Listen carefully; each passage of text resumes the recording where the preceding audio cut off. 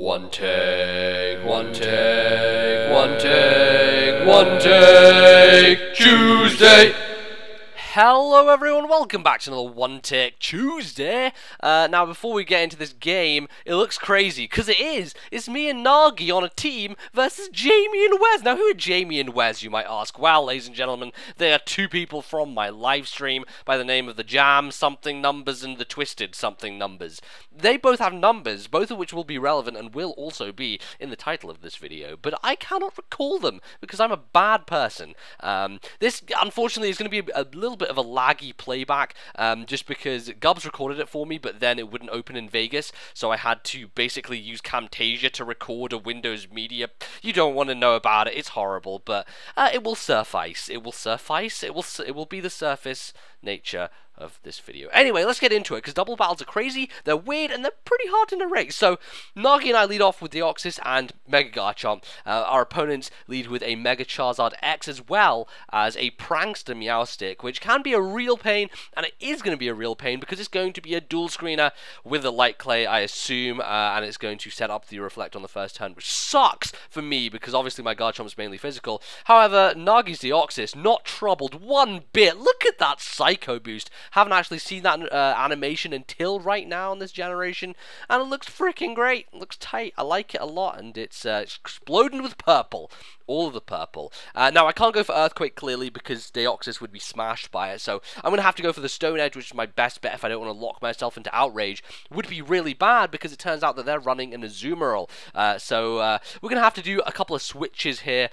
First of all, Nagi is going to switch into his Gardevoir, I guess wanting to preserve the Focus Sash, which is what I presume he has on his Deoxys, and I'm going to get the hell out of there with my Garchomp, because, you know, Azumarill knows Play Rough, and it's probably banded, so going to Ferrothorn, a very good idea, I believe. So Meowstic is going to obviously set up its second screen, which is the light screen, and I'm going to actually end up dodging the Play Rough, which is, it's not fantastic, because, well, actually, you know, it would be better for him to hit, because he would take Iron Barbs, and he would take Rugged Helmet, because I believe that's what I'm running on Ferrothorn this time.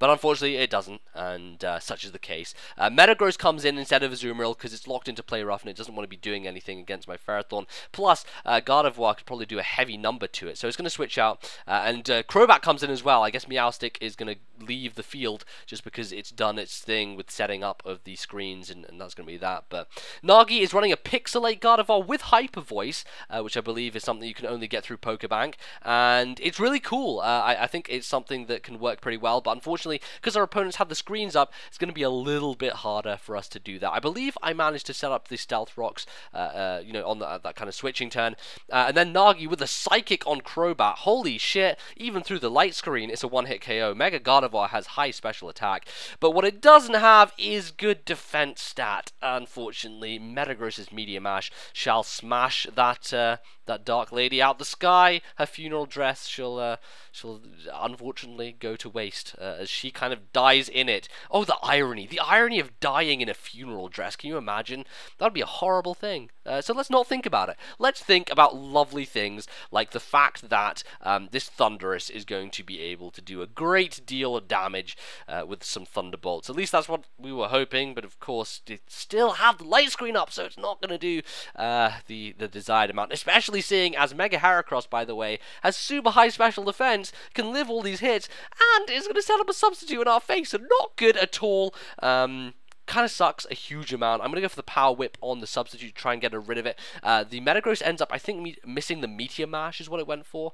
I can't quite remember because I missed it. It's too fast. Double battles go really quick. Haven't even sped this up, and still racing past at a rate of knots. So he's going to end up going for the Meteor Mash again, hitting it this time, but not doing a huge amount because, of course, you know, Thundurus is able to resist that, but it's not going to take Rock Blast kindly whatsoever. The thing that's good about the situation, Heracross being low and behind a sub, you wouldn't think it would be good, because that sounds like a pretty horrifying scenario to be placed in, but my Ferrothorn does have the Rugged Helmet, as I mentioned, as well as the Iron Barbs, meaning if he goes for Arm Thrust, which is probably the fighting move he's carrying, because he's a Mega Heracross with Skill Link, I think he gets hit by Rugged Helmet and by Iron Barbs every single time, which would be fantastic. I'm not actually quite sure because it doesn't happen, I don't think, in this match. But man, that's probably something that's weighing on his mind and why he's not going for it. But Nagi's able to bring in the Deoxys, just smash away that substitute with an Ice Beam. Unfortunately, Pin Missile is the thing, and Mega Heracross is going to take it out in the process. But I do end up going, instead of going for the Gyrable, I Spikes. I can't remember why I did that, and then Nagi was shouting at me because I didn't Gyrable. He's like, dude, why did you do that? Because we were trying to kind of communicate, but we weren't really, and it would have been a little bit unfair if we'd been fully communicating, because our opponents were just two guys on the stream who'd never met each other before, and yet were thrust into a game with each other. So, yeah, a little bit of impromptu there, but what are you going to do? Nothing you can.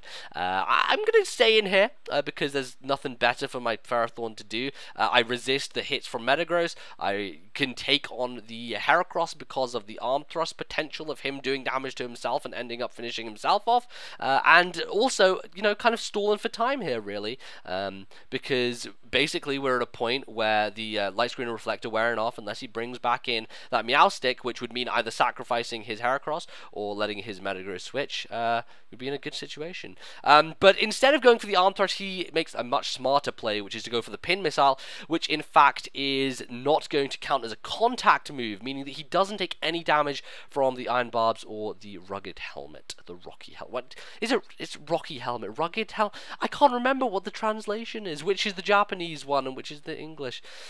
No matter, no matter. It doesn't make any difference to me, but what I can tell you is that Metagross trying to wear me down is helping me a huge amount. Look at all that damage. It said Rocky Helmet. Okay, we'll go with the Rocky Helmet, like the fucking boxing dude. Talking of boxing, a bullet punch is flying my way, but that is going to spell the end of Metagross. I guess those guys weren't really communicating because I would have told my companion in this match to not go for a bullet punch, otherwise, you know, because Heracross could have killed me with a Pin Missile anyway. And then spared the Metagross from dying from residual damage, but you can't really do anything if you're in this situation. Also, I should probably mention, all of Nagi's things are dead, and Ferrothorn is actually my first thing to die. So I have 2 things left, and my opponents, I believe, have 3, so it's coming down to the wire. Now, the reason I go into Excadrill here is because I believed that I could live a standard Aqua from Azumarill, get off some damage with Earthquake, kill the Heracross, and hopefully dent the Azumarill, but turns out that he's running Banded, which means that I'm going to die in one fell swoop. Not good, but what it is good for, it means that he's locked into it, meaning he can't go for Play Rough on my Garchomp, and I can easily hit the Earthquake here, and not only take down the Heracross, but bring the Azumarill within kill range. And now this is going to really matter here, because his last Pokemon is Meowstic, and if he gets up the Reflect, and Azumarill lives, and another couple of Aqua Jets may well take me out. So it's kind of down to the wire here as to whether I'm going to be able to pull it off. Spike's damage helps, of course, and Azumarill goes to the Aqua Jet, and I'm thinking, ooh, that's strange, why didn't the Reflect happen? Because that would have probably gone before the Aqua Jet, and it turns out that he doesn't go for it, which I don't really understand. Seems like it was the only option for them at that point, because Earthquake was going to take them both out, but he doesn't, and myself and Nagi able, with the Garchomp, to take the victory there in a stunning turn of events, as I was pretty much down and looking like it was going to be a tough comeback, but hey, it worked out in the end. I guess that's the thing about communication. If you're able to talk to each other and advise each other, maybe that would have worked out a little bit better, but no matter, it was still fun. I enjoyed it, and I'm going to do a lot more of these multi-battles with multiple people involved, because they're great, you know, get some friends, do some dual live narrations. That's what's going to happen, so look forward to it on the channel. A couple things I want to shout out before I end the video. First of all, Nick, as you all may know, SuperBlah411, has decided